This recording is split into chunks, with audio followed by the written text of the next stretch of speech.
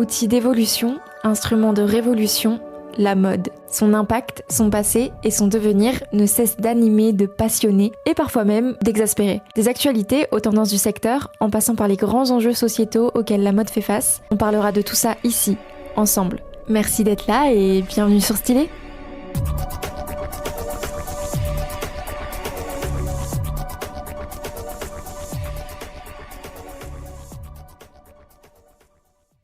Bonjour et bienvenue dans ce nouvel épisode de Stylé. J'espère que vous allez bien et que vous avez passé une bonne semaine malgré la canicule. En tout cas, la sphère mode a connu son lot de rebondissements cette semaine, alors c'est parti, voici le sommaire du jour.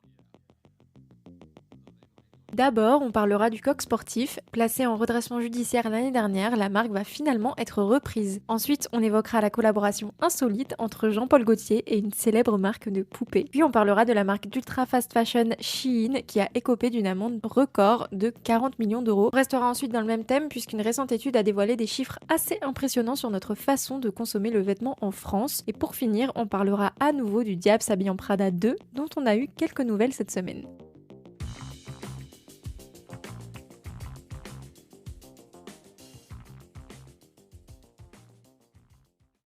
Souvenez-vous, en fin d'année 2024, je vous avais annoncé que le coq sportif était placé en redressement judiciaire. Et bien ce vendredi 4 juillet, on a appris que la marque allait être reprise par un homme d'affaires franco-suisse, Dan Maman, qui est notamment connu pour avoir été à la tête de Conforama en Suisse. Pour cette reprise, il s'associe à Alexandre Fauvet, cofondateur associé de Fusalp et ancien dirigeant chez Lacoste, qui lui va prendre la direction générale de la marque. Le projet prévoit des apports financiers à hauteur de 70 millions d'euros, avec un objectif bien défini, atteindre un chiffre d'affaires de 300 millions d'euros d'ici 2027 en misant sur l'international pour faire tripler les ventes. Un projet ambitieux puisqu'aujourd'hui le coq sportif représente 60 à 70 millions d'euros de dettes et 28,2 millions d'euros de pertes en 2023 pour un chiffre d'affaires s'élevant à 121 millions d'euros.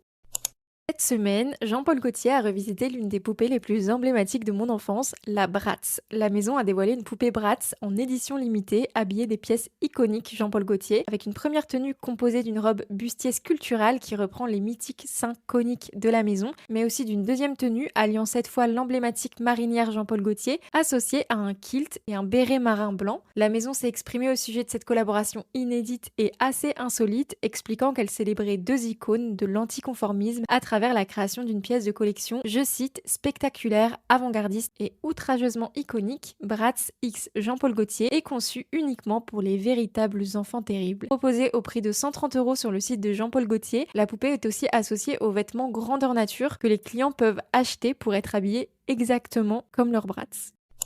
La nouvelle est tombée ce jeudi 3 juillet. Shein a été sanctionné d'une amende de 40 millions d'euros par la DGCCRF pour pratiques commerciales trompeuses à l'égard des consommateurs. D'après le communiqué de la Direction générale de la concurrence, de la consommation et de la répression des fraudes, cette décision a été prise suite à une enquête qui a étudié les prix de plusieurs milliers de produits sur le site de Shein entre le 1er octobre 2022 et le 31 août 2023. Cette enquête a permis de conclure que la marque d'ultra fast fashion aurait majoré certains prix avant de leur appliquer une réduction ou n'aurait pas tenu compte des promotions précédentes lorsqu'elle indiquait un prix de référence, ce qui est obligatoire dans la loi. Du coup, toutes ces pratiques-là, ça laisse penser aux gens qu'ils font une bonne affaire en achetant tel produit, alors qu'en réalité, pas forcément. D'après la DGCCRF, 57% des annonces vérifiées n'offraient aucune baisse de prix, 19% une baisse moins importante qu'annoncée et 11% d'entre elles montraient même des augmentations de prix. Mais c'est pas tout, puisque dans l'enquête, Shein est également suspecté d'avoir mené des pratiques commerciales trompeuses sur, je cite, la portée des engagements concernant les allégations environnementales. De son côté, Shein a expliqué avoir mis en œuvre des actions correctives et a assuré que tous les points soulignés par l'enquête ont été traités.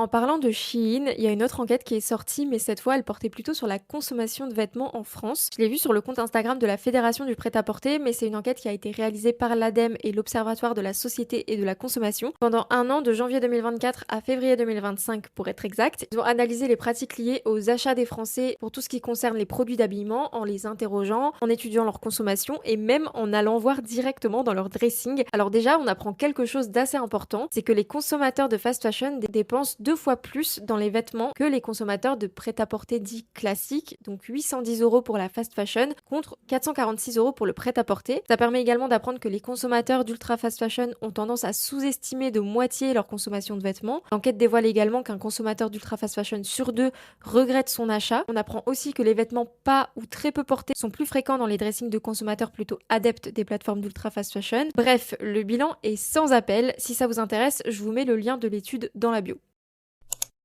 Excite les expos. Pour la Minute Culture Mode cette semaine, on a eu des nouvelles du Diable s'habille en Prada 2. Il y a quelques jours, la société de production du film a partagé un teaser sur Instagram révélant le mythique escarpin rouge du film avec écrit en légende le Diable s'habille en Prada 2 maintenant en production. Quand on y pense, le timing est assez cocasse puisqu'on a parlé du départ d'Anna Wintour de la rédaction en chef de Vogue US juste la semaine dernière. Et bon, forcément, en parallèle de la sortie du teaser, on a eu quelques infos supplémentaires, notamment la confirmation officielle que l'ancien casting ferait son grand retour, avec Anna Thaoué dans le rôle d'Andrea Sachs, Emily Blunt dans le rôle d'Emily Charlton et évidemment Meryl Streep dans le rôle de Miranda Priestly. Mais il y aura aussi le retour de Stanley Tucci qui jouait le rôle de Nigel, le bras droit de Miranda. On a aussi eu un peu plus de détails sur le scénario. Miranda Priestly fait face au déclin de la presse papier, tandis qu'Emily, son ancienne assistante, elle, est à la tête d'un grand groupe de luxe, mais surtout, elle détient un budget pub grandement convoité par Miranda Priestly pour sauver Runway. La dynamique de pouvoir du premier film va donc totalement s'inverser. On l'a appris aussi cette semaine, le tournage a donc bel et bien commencé et la date de sortie a été annoncée. Le Diable s'habille en Prada 2 sortira le 29 avril 2026 en France et le 1er mai 2026 aux États-Unis, seulement quelques jours avant le Met Gala.